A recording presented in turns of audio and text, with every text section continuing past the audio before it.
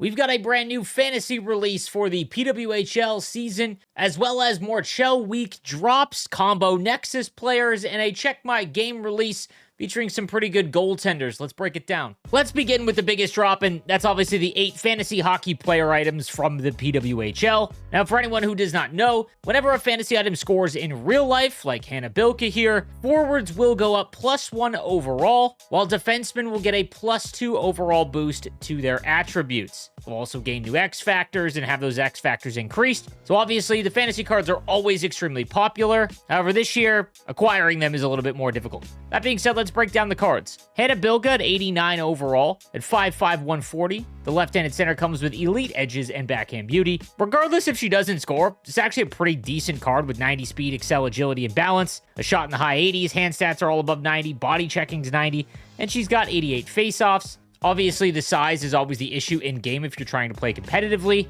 but she does only need 10 goals in real life to hit 99. Next, we've got Emily Clark at 5'7", 134. The left-handed center comes with wheels and quick release, 88 speed, 90 excel, and 92 agility. Shot is a little bit more mediocre in the mid-80s. Hand stats, though, deking at 92, as well as offensive awareness and hand-eye, body checking at 90, and she does come with 93 faceoffs, making her a pretty effective centerman. Cheyenne Darkangelo at 5'11", 146. The left-handed winger comes with no contest and pressure, 88 speed and excel, 91 agility, 92 balance.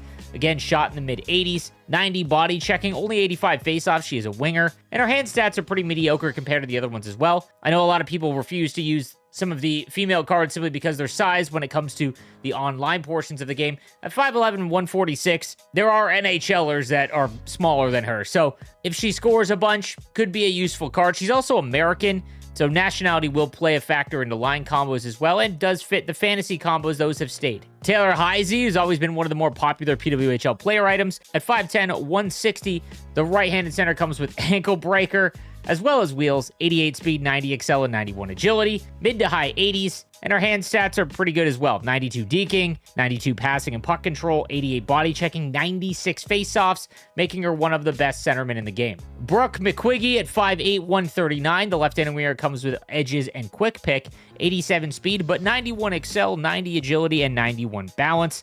Again, mid-80s shot. A lot of the PWHL cards have always struggled with lower shot, especially on the power. So that is something to pay attention to, because as goalie attributes rise up, the shot attributes do matter. So it's something to keep in mind. She does have 92 body checking. Is a pure left-handed winger. Next, we've got Jamie Lee Rattray at 5'6", 172. The left-handed winger comes with pressure and wheels, 90 speed, 91 excel, and 90 agility. So a very good skater. 90 deking, 90 body checking, and 90 faceoffs. Then we've got the 86 Sarah Fillier, so she will need 13 goals to hit 99. 5'5", 130, so one of the smaller cards, but does have all-star quick release and elite edges. 92 speed, 90 excel, only 86 agility, so she is going to have to score a few to help with that agility rating. Shot is in the mid to high 80s, and hand stats are pretty rough. 84 deking, 83 passing, and 87 body checking. She's a pure right-handed winger, but this is the first card where you're going to need to see a few goals before she can become impactful. And lastly, we've got the 86 overall Daryl Watts at 5'6", 137.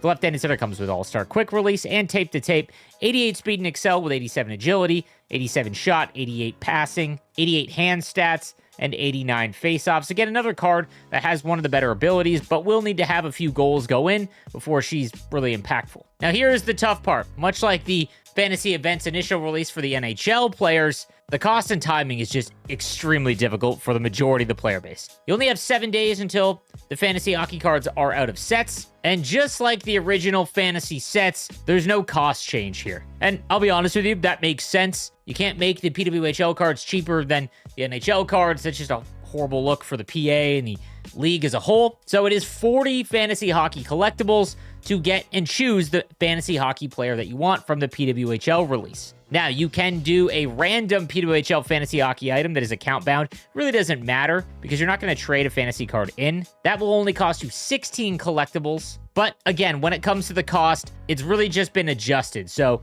to make 3 fantasy hockey collectibles, that's 2 85s and an 84. Given the current market price for these cards, that's $86,000 to do this set, which puts you over 1 million coins in value to pick and choose the fantasy hockey player that you want. I just don't see how, given the reward structure and everything else, how that is achievable for legitimately 99% of the player base. Here is the bigger issue. They didn't release any objectives to actually help you knock down the cost of the fantasy hockey event for the PWHL player items like they did with the NHL release. So even if you wanted to get a B&D fantasy hockey item, you really can't get it any cheaper like you could with the 2 free NHLers that you got during that release. To make matters worse, there's no moments either. So to acquire a PWHL fantasy item, you just have to be completely okay with about 1 million coins in value going into the sets to make the card that you want. It's pretty tough for this release specifically, because the best part about the fantasy hockey event, in my opinion,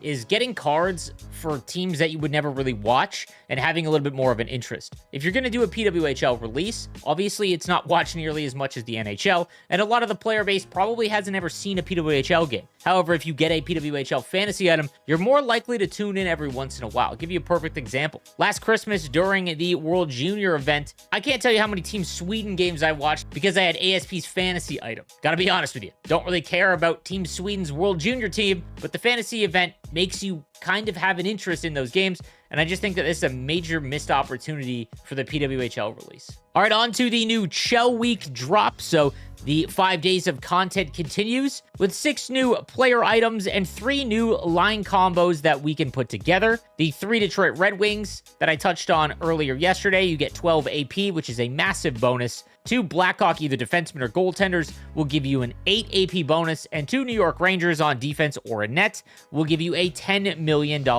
bonus to the cap. Going through the new Chell Week cards, I would like to point out, you can't make these items. You're going to have to pull them or get them in the auction house, which always kind of deflates these releases of them.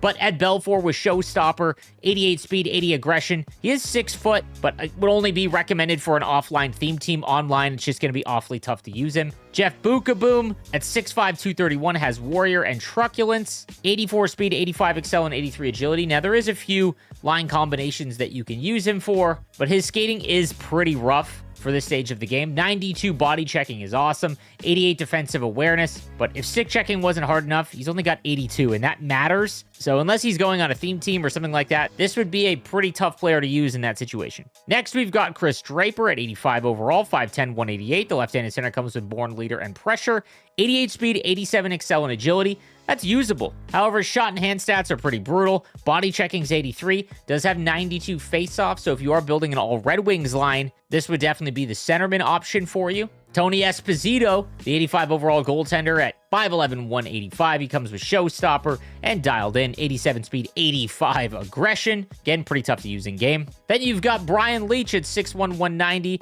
The left-handed defenseman comes with Tape to Tape and Rocket, 85 speed and excel with 83 agility, so just a very sluggish skater. His shot is in the mid-80s. His deking is only 81. Same with his body checking. He does have good defensive awareness at 89, but again, his stick checking is all the way down at 83. Then we've got the 85 overall Kirk Maltby at 6', 195. The right-handed winger comes with Warrior and Quick Pick, 87 speed and excel with 85 agility. Shot, again, is in the mid-80s. Hand stats are right around 84. Body checking is only 82. He's a pure right-handed winger. And lastly, we've got the 85 Darren McCarty. At 6'1", 210, the right-handed winger comes with Spark Plug and Big Tipper. 87 speed, 86 excel, but only 83 agility. His shot accuracy is 78 overall, but 93 body checking is obviously the big bonus with Darren McCarty. Now, there are a bunch of line combos that you can utilize. The 3 Red Wings for 12 AP, I think is too good to ignore at this stage of the game.